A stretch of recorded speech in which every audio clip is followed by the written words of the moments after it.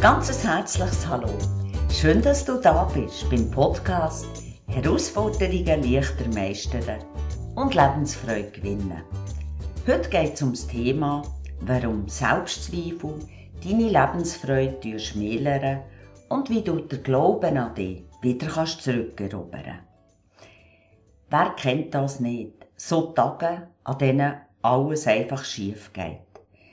Du hast dich vielleicht perfekt auf deine Präsentation im Geschäft vorbereitet, dann spuckt Technik und du merkst vielleicht, dass dir ein doofer Fehler in der Präsentationsfolie unterlaufen ist.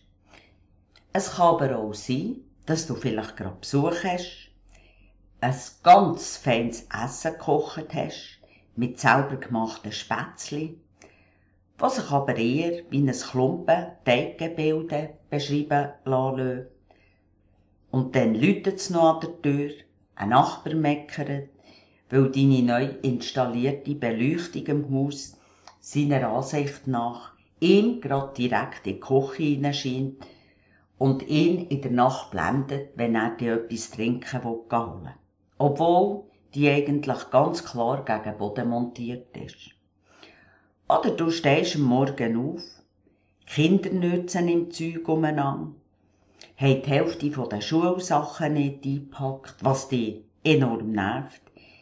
Dann kommt noch dein Partner, ist gestresst, weil er bei der Arbeit ein wichtiges Meeting hat, was deine Stimmung ganz langsam auf einen Nullpunkt sinken lässt. Und zu guter Letzt gehst du zur Arbeit, wo schon der Chef mit aufgezogenen Augenbrauen wartet und dich ins Büro ruft. So oder ähnlich, du kennst solche Tage, die dich wirklich manchmal einfach ans Limit bringen. Ja, die Tage, die gehören einfach zu unserem Leben. Doch bei vielen kommt an solchen Tagen Selbstzweifel auf. Dann erwacht die ganz persönliche Hausdrache, wo du dir selber unbewusst zugelegt hast. Ja, er hat sich vielleicht regelrecht auf deine Schultern eingekraut. Kritisiert dich, beschimpft dich, bewertet dich und erzählt dir, was du alles tun und lassen müsstest. Er ist so ein richtiger Miesepeter. Er flüstert dir ins Ohr, dass die Interessen von den anderen wichtiger sind als du. Ja, er ist so hartnäckig, dass er dir sogar mit Katastrophen droht, weil er dir vorgaukelt, ganz genau zu wissen, was für dich richtig und falsch ist. Er redet so lang auf dich ein und manipuliert dich, dass du ihm irgendeinmal bedingungslos glaubst. Ja, er hat wieder mal gesiegt und hat dich fest in seinen Hausdrachen krallen, indem dass er dich in so blockierende und einschränkende Glaubensmuster buxiert hat, die absolut nichts mit der Realität zu tun haben. Das Ungeheuer hat es wieder einmal geschafft, dich in deine Unsicherheit zu mobben und jetzt nagen Selbstzweifel an dir. Sie nagen und sie zerfressen dich von innen, fast wie ein Marter. Der an deinen Autokabel nagt. Von Selbstliebe, Selbstwertgefühl und deinem Selbstvertrauen, da bleibt nicht mehr viel übrig. Der Glaube an dich selber ist auf Halbmast, wenn überhaupt. Kommt dann in solchen Momenten noch eine Lebenskrise dazu, wie Kündigung, Krankheit, Trennung, ein Todesfall oder ein anderes, unerwartetes Ereignis, Pläne von dir, die vielleicht ins Wasser fallen, wirft es die Menge völlig aus der Bahn. Und so leben viele so mit einer unterschwelligen Angst, die zu einer stetigen Begleiterin wird, weil sie glauben, ein Opfer von den Umständen zu sein und das Gefühl haben, der Lauf vom Leben befinde sich ausserhalb von ihrer Kontrolle. Es sind die Selbstzweifel, die negativen Überzeugungen über dich selber, die meistens schon in der Kindheit entstanden sind und im Lauf vom Lebens noch verstärkt und gefestigt werden. Das passiert teilweise ganz automatisch, dass du das gar nicht merkst oder als eigene Sabotage erkennst, weil du es für deine Wahrheit haltest. Es kann auch sein, dass du vielleicht versuchst, deine Selbstzweifel hinter einer Maske von Unnahbarkeit, Kälte, Aggressivität zu verbergen, die bei anderen einfach als Arroganz ankommt. Begleiterscheinungen von deinen Selbstzweifeln, die eigentlich Minderwertigkeitsgefühle sind, können ja auch sein, dass du dich als unattraktiv, tollpatschig, unfähig siehst. Dir vielleicht aber auch wenig zutraust, dich mit anderen vergleichst und abwertest. Vielleicht nicht kannst Nein sagen, Gefühle nicht zeigen. Vielleicht auch einfach leicht kränkt bist, eifersüchtig, ängstlich, dich deprimiert fühlst oder auch anderen gegenüber abwertend und arrogant. Hast du gewusst, dass wenn du nichts daran änderst, dass sich das im Alter noch verstärkt? Dazu gibt es auch Studien. Unbewusst tun wir oft so unsere Erfolge selber schmälern. Einige glauben dann, dass die anderen mehr Glück haben, bessere Beziehungen, mehr Charisma und. Sie haben das Gefühl, die anderen stehen auf der Sonnenseite, aber sie nicht. Auch wenn du das vielleicht jetzt nicht gern hörst, aber deine Selbstzweifel haben mit einem geringen Selbstvertrauen in deine Fähigkeiten zu tun. Ein weiterer Grund für die Selbstzweifel kann der Perfektionismus sein. Vielleicht denkst du jetzt, ich muss doch perfekt in meinem Beruf sein. Ist das jetzt schlecht? Nein, natürlich nicht. Wenn du als Koch Michelin-Sterne wettest, dann musst du täglich perfekte Leistung abliefern und dich stetig verbessern. Wer als Chirurg tätig ist, der muss sich 100% konzentrieren und perfekte Leistung Tag für Tag abliefern. Und auch ein gewisser Ehrgeiz ist dann nötig. Ehrgeiz ist nicht einfach etwas Schlechtes. Er spornt dich zu Höchstleistungen an. Gefährlich wird es dann nur, wenn du deinen Selbstwert, deine Selbstachtung vom Erfolg abhängig machst. Wer jedoch der Perfektionismus auf sein gesamtes Leben ausbreitet, der richtet seine Aufmerksamkeit auf seine Fehler und seine Misserfolge. Und dann wird das zum Anlass genommen, sich zu verurteilen. Auch dann, wenn etwas schon 100% gut gemacht ist. Dann wird immer noch gedacht, ich hätte es doch besser machen können. Der Perfektionismus hat dich dann im Griff, was sich wiederum in Gefühl zeigt. Perfektionisten haben ständig Angst zu versagen, Angst vor Ablehnung, Angst vor Fehlern und ärgern sich über sich selber bei Fehlern und Unvollkommenheit. Perfektionisten machen meistens ihre Selbstachtung davon abhängig, wie perfekt sie etwas erledigen und dass sie selten mit sich zufrieden sind.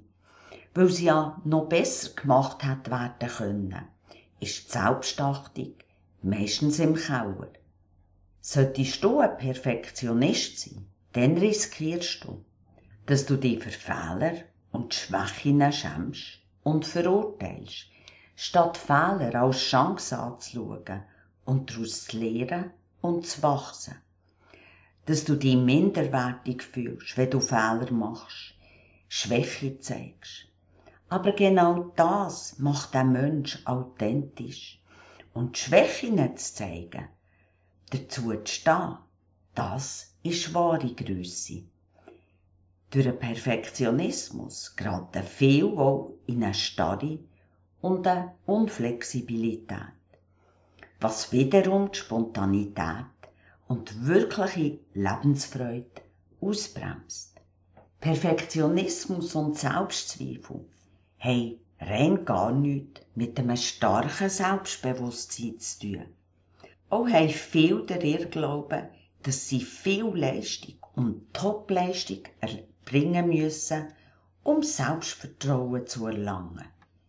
Doch dem ist gar nicht so. Es ist im Grunde gerade umgekehrt.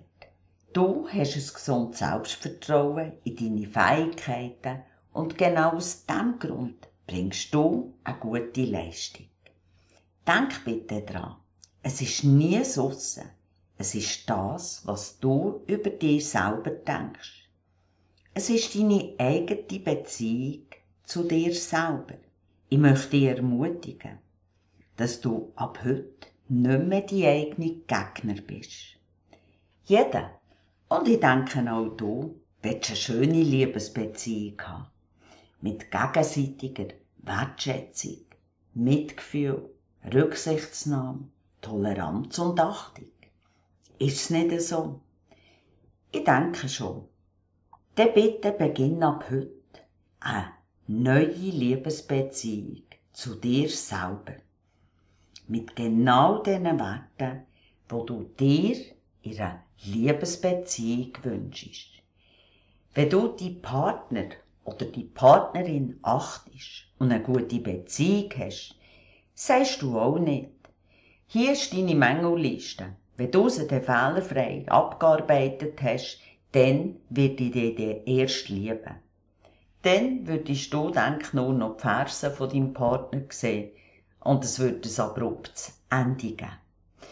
Also behandle dich ab heute so, wie du in einer guten Liebesbeziehung behandelt werden möchtest.